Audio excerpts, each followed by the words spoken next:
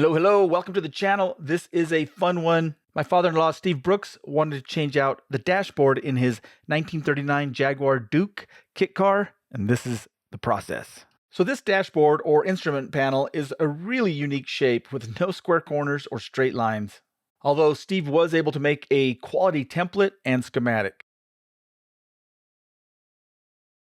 So by using the template, we cut the shape of the dash as close as we could, and then we can use the fall off for part of the forms. So this mustache looking piece will be the dash. The one at the top is one of the forms. There's another form that's not shown. And in Steve's true fashion, he wanted walnut around the perimeter of this. Those are not easy bends, so we ended up cutting thin strips to equal a 1/2 inch. That 1/2 inch of walnut will match a 1/2 inch flush cut router bit. And I didn't show the process, but with the top and bottom form perfectly smooth, we could use a 1/2 inch flush cut router bit to make a perfectly shaped dash. And here we are test fitting those 6 pieces of walnut just to make sure that they were going to bend correctly. Okay, so this is the bottom edge of the dash coming out of the clamps. And even as a serpentine shape or irregular shape, you know, a few curves like an S and very little spring back. You can see both ends. Yeah, there's very little. How many layers do we do? 5, 6? 6 layers? Yeah, that's awesome.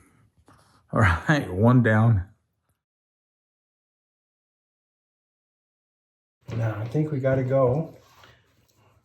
We Because those marks were basically in the middle. Oh, okay. So we need to go that way. I don't know exactly how much, but It was somewhere in there. I guess that did stick out more than I thought. that looks pretty close. I mean, it's not that critical, other than making sure you've got your bend down on that end. Correct. So, okay, let me grab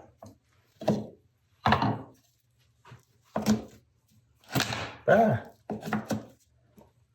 And of course, at this point, we're merely creating the bend of this walnut. We're not attaching it, right?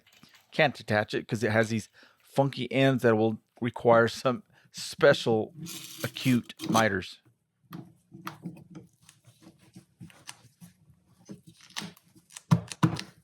Yeah. All right, do we want to knock these down? Okay. That looks pretty good. Might as well squeeze that one when you start in the middle. Okay, but yours is all knocked down? Let me knock that down. Because I can see a bit of an air gap over there. All right. Put the squeeze to it.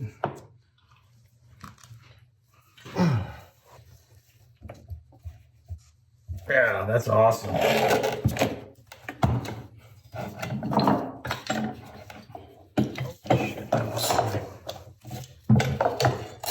Don't panic. Lost my little block again.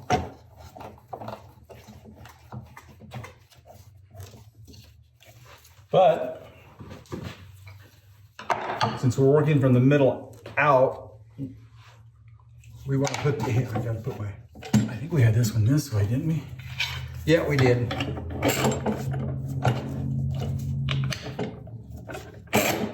Okay. There you go. Squeeze that. That's pretty good. That's pretty good. A special wedge here.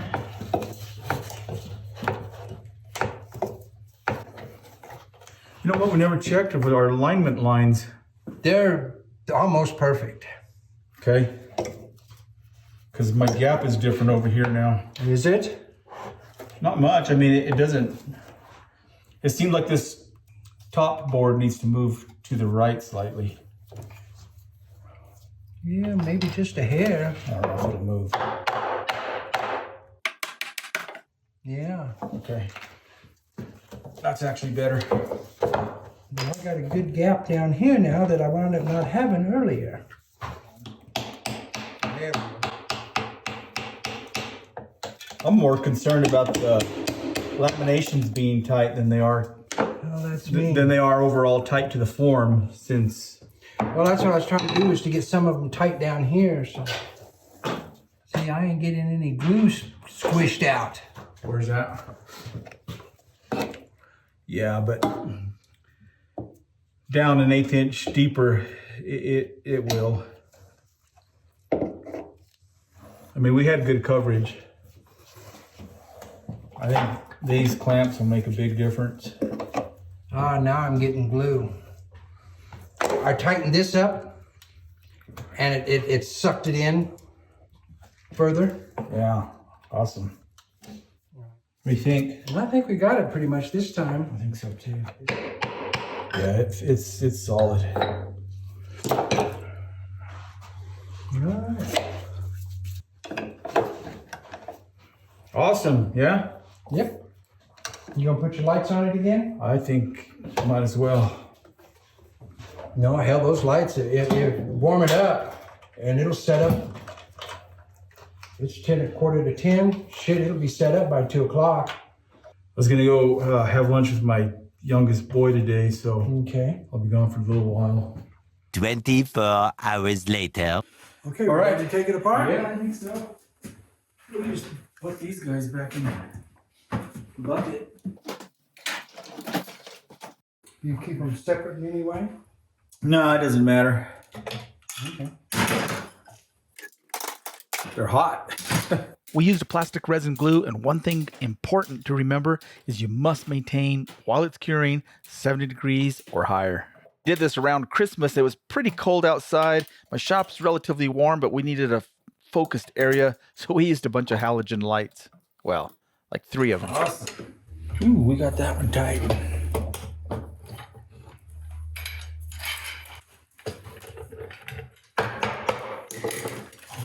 Popping and creaking.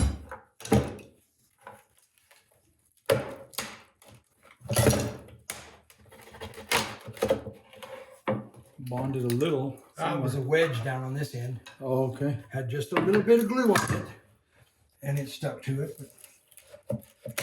Wow, look at that.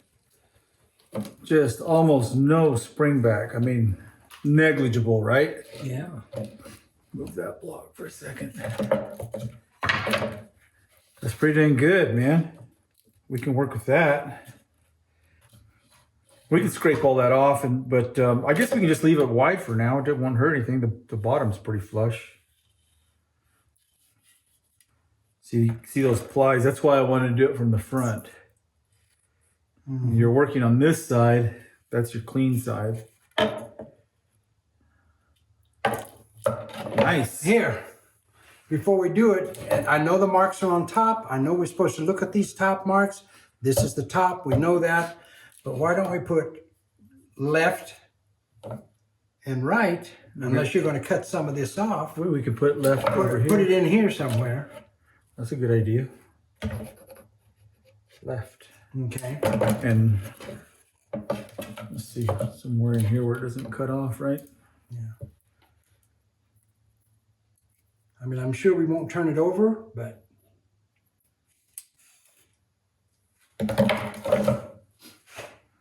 That's a good idea. Awesome. Once we had the 2 laminations cleaned up a bit, we started cutting miters on these really acute ends. And it just took some careful cuts to make sure we had nice, beautiful, tight miters. Right about now, I remember we were both feeling pretty happy that the hard part was behind us. We had these crazy miters connected, and both the top and bottom pieces attached to the dash or instrument panel. Yeah, man, things are looking good. Then we took the whole thing outside, and I just made this simple sled, kind of a lipping planer, right? We used about a 3/4 inch bit to get most of that glue and walnut flush with the substrate. Well, nearly flush. Here you can see I added plenty of pencil mark on the substrate just so I wouldn't go through any of that and change the thickness of the entire piece. Here I'm using a 100 grit belt, and it made quick work of getting that walnut nice and flush. And it's always a good idea to check your progress with a low raking light. You'll see any tiny little discrepancy. I'm not sure how good it'll show up on video, but here's this tiny little bit that where the walnut is slightly proud. It just catches my fingernail. And the sanding marks that you can see on there, that doesn't hurt anything. That'll actually give a little bit of grip for that glue, a little bit of texture.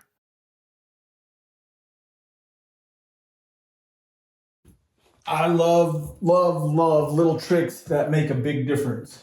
So I'm creating a platen to put a substrate in a vacuum bag, right? And I'm putting wax paper down so that the glue doesn't stick, blah, blah. Anyway, I have this platen, I'm putting wax paper. I got one end taped, and I want to get all these wrinkles out so it doesn't cause problems in the vacuum bag. So something easy that you can do is just raise one end, bow this down, right? Get this tape in place, bow that down, kind of stretch that tight, adhere that. When I take this bow out, boom, that is nice and stretched tight. How cool is that? Quick, simple, easy, effective. We found a nice piece of maple with some beautiful curl. We slip matched it and made a nice seam right down the middle. And if you want to see an easy and effective way to cut beautiful glue-ready seams right off the table saw, check out my video, Perfect Veneer Seams. I'll leave a link in the description. So I've got this crazy shaped thing that's going in the vacuum bag. So I've got this curly veneer. This is going to go on a cowl, I guess, a platen. And this is the front.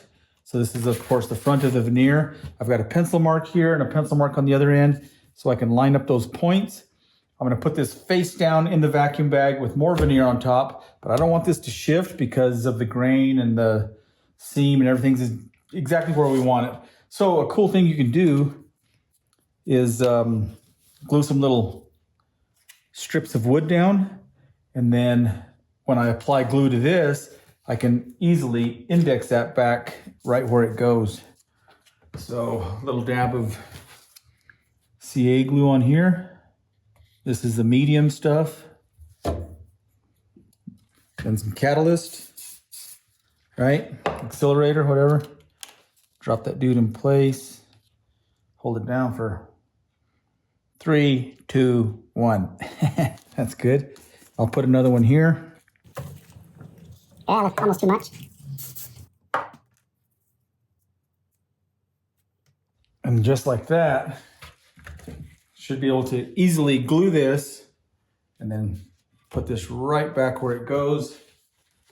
Right there, boom.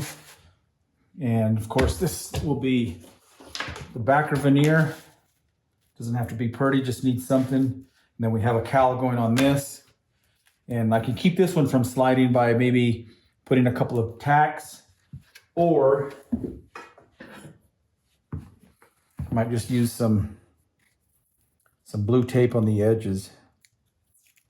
Just start a piece here like that and have that ready to go and tape that in place in about 6 spots. So whilst that layup was drying in the vacuum bag, we started cutting all of these little inlay pieces utilizing the Shaper Origin. What an amazing and versatile tool. For those of you not familiar with the Shaper Origin, it's essentially a handheld router that utilizes CNC technology by reading these domino-shaped markers. Since they're so easy to cut, we thought we'd make a few extras just so we could play with the lettering. And here I'm having fun with the Shaper Origin, just cutting some practice pieces. These are, he has 2 of them. One is a USB and the other is a cigarette lighter or a 12-volt outlet. Well, that'll be pretty close. We then created a work area for the Shaper Origin, utilizing the 2 male and female forms, however you want to look at that, with a dash in between, locked in place. Then we utilized Formica to add shaper tape, and now we have a perfect registration with a front edge to establish our x-axis and y off of one of the ends of the plywood. Writing directly on the plywood, we transferred all our measurements off of his template to establish all the x and y coordinates. Then we started fitting all these pieces. And I gotta admit, this is a little nerve-wracking at this point because there is no going back. If you make a mistake, you would have to start over with at least the veneer part, right? So we were trying to be as careful as possible. I leaned on Steve heavily to double check what I was doing. This little horseshoe shape will go around the steering column, but I ended up not being happy with it, so I made another one. I'll show that soon.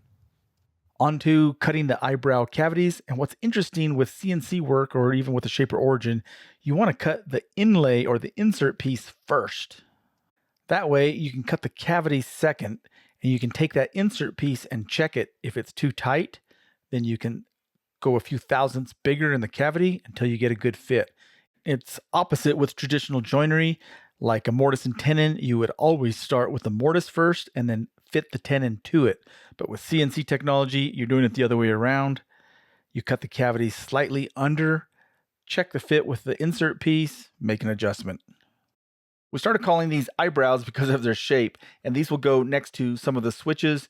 Steve will take these with him and laser engrave them, ship them back to me, and then I can inlay them in place.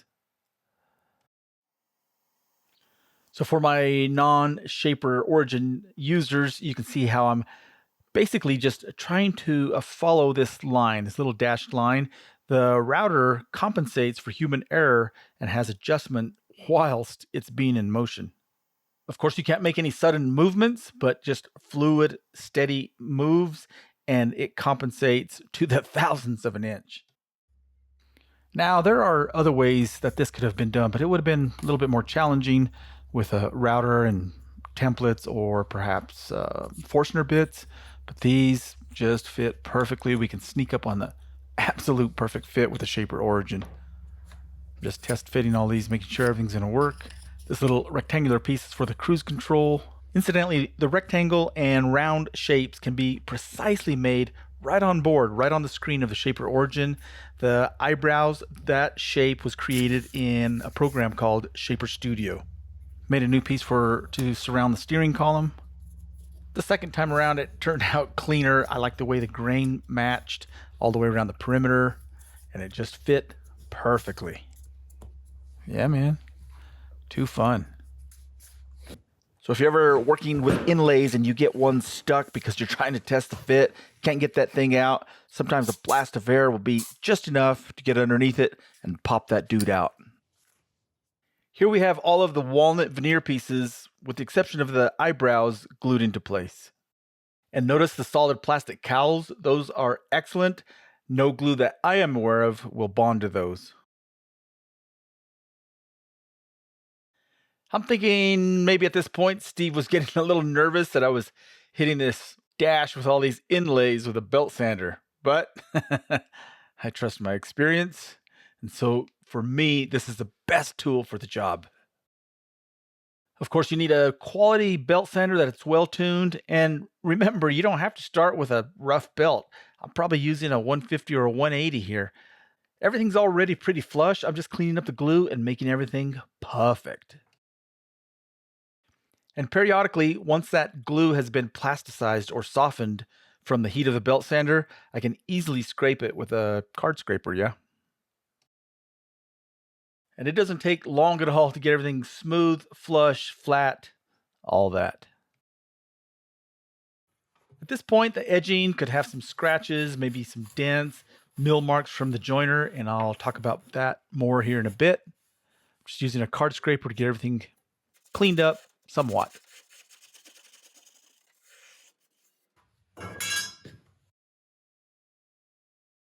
Once all those inlays were nice and flush, it was time to add the profile. And this may be well known, maybe it is, maybe it isn't, I don't know. But anytime you have all these laminate strips under tension, you should always do a lot of reverse cuts, a lot of climb cuts, backwards cuts, whatever you want to call them.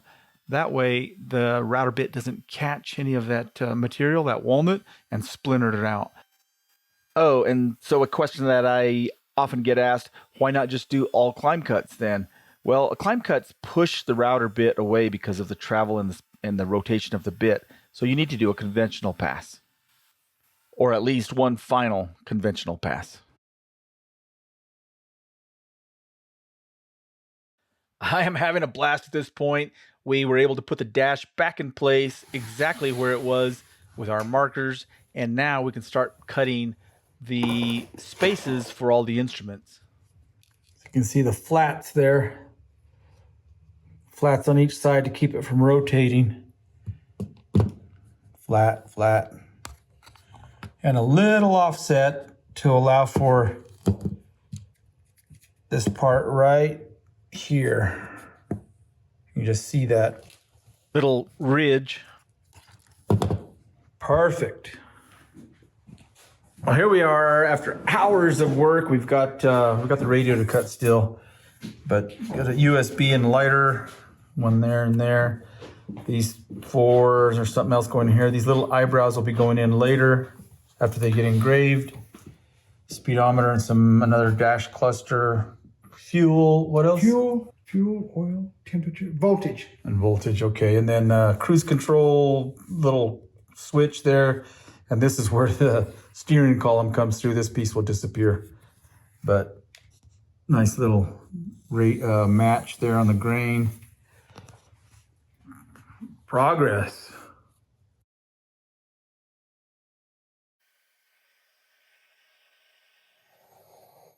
And this is probably well known, whether you're using a Shaper Origin or just a regular router, you want to leave a couple little tabs if you don't have that secured with tape underneath, which I didn't in this case. So it needs something to hold it in place, and the tabs will keep it from rattling around while I make that cut. It's just perfect, but we can loosen it up a little if you want. Oh, that's...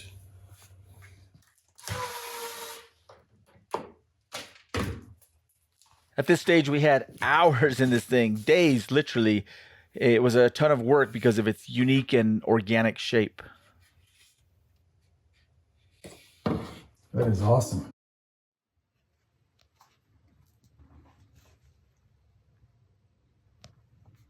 Yeah, I'll just have a little ring of walnut around that.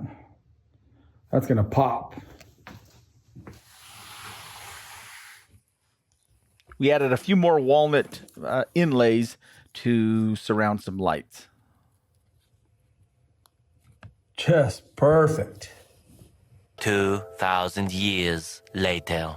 Hey, good morning. So at this point, I've got all these little inlays inlaid, right? Let me do a close-up of that and grab the camera. So I think you can see, maybe, if it'll show up, they're just slightly proud. You can see little shadows that the low raking light is making. And so I just need to get that flush, clean up the glue and everything without going too deep. The engraving is pretty deep, but this veneer is 1/42 of an inch. So we need to be really careful, and the best tool for the job is a belt sander. I always like to say, if I can still see my pencil lead or the pencil marks, right, then there's no way I'm going through the veneer. If you're new to belt sanders, you want to pull the trigger once the sander is on the platform or material, whatever you're sanding. Don't pull the trigger and then bring it down. That makes sense, right? But I see a lot of people doing it. They'll pull the trigger, then they bring it down. There's no way you're going to know where you are in orientation to the surface, and you're going to gouge. And the other thing, which I'm always talking about, start with a smooth grit. This is probably a 180, maybe a 150. I have pencil marks surrounding all those eyebrows just to keep track of my progress. All right, I think you can see with the low raking light that everything's just about perfectly flushed up. And you can still see some pencil marks. That's where it said wipers. There's a pencil mark going across there. Of course, there's some glue here and there, and that'll all get cleaned up with the DA. And this one I already did. And the letters look kind of cloudy at this point. That's because, well, they're just full of sawdust, but I think it'll all blow out with air. So yeah, that's what I call success. Anytime I put a fresh disc on either one of my sanders, I like to bend that edge up slightly by rolling it on a bench or whatever. This keeps those edges from catching. And check out what vibration does to this style of clamp. That's why if you're working on a table saw, you should choose something with a vice grip type cam action.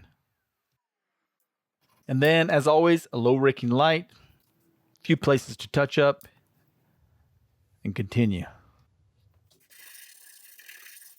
Here, I'm just touching up that edge, and this thing is turning out amazingly well, right? What do you think of that?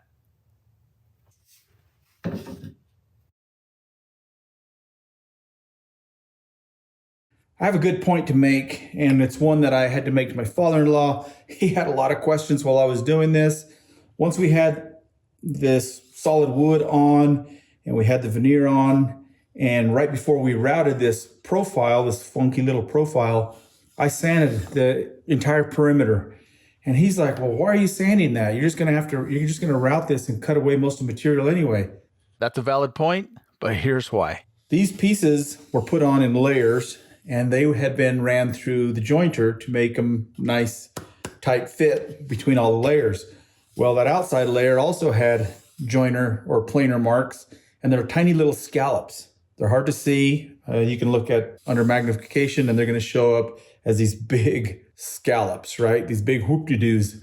Well, if I was just to route this profile, I would transfer all of those scallops right into this detail. And you can imagine how challenging it would be to get all of this smooth and remove all of that scallop. And it's totally unnecessary. Sure, all that remained that's sanded is this edge here, but it transferred into all of this profile. So the order that you do steps is hugely important.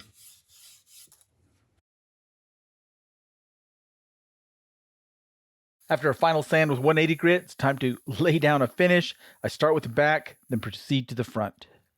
Inevitably, I'll get asked what I used. This is what we chose. Has good sunlight and moisture protection. And you may be wondering why I only went to 180 grit. Well, this thing came out beautiful and smooth because it's a top coat type finish. The finish is what makes it smooth. If you're using an oil or a wax finish, you're using a penetrating film. And with that, you can sand all the way up to 3000 grit. With those types of finishes, yes, you need the wood to be nice and smooth. But with a top coat type finish, you need a bit of grip or tooth for that finish to bond to. And as the old cliche states, photos do zero justice to this. It came out beautiful. The contrast is fantastic. The colors go well. The inlays are beautiful and tight. Super, super satisfied with this. I wish I would have had a little bit more time and walnut choices to make all the colors the same, but those are little details that probably only I notice.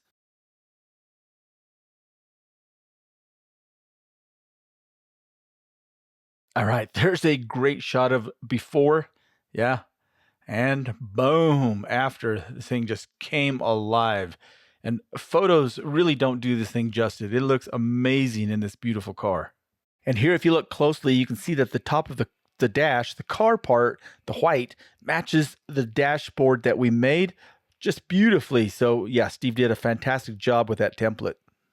And Steve had a great idea of making those letters pop by meticulously adding paint within them. And here's some shots of this beautiful car. This was shot out at my dad's property out in the field. Beautiful, yeah? Oh, and on the trunk deck, my eccentric father-in-law had another fantastic idea. I don't have finished shots with them on the car, but this is what it'll look like. The maple design is something Steve came up with. I drew it in studio, and then we cut them with a shaper origin. We added T-nuts under the inlay, and so these will attach with bolts from underneath rather than carriage bolts from the outside. Oh yeah, check out some of the crazy leather work created by Steve. He's an incredible craftsman, but leather is his specialty. The contrasting colors are incredible. The filigree, the stitching, and the piping. Just careful thought to all of those beautiful little details. And the floorboard and floor mats are covered with leather, as is the headliner. That's too cool. And there's the man himself. We were both pleased with the way this turned out. And that's it for this video. Thank you tons for watching. Make your day amazing.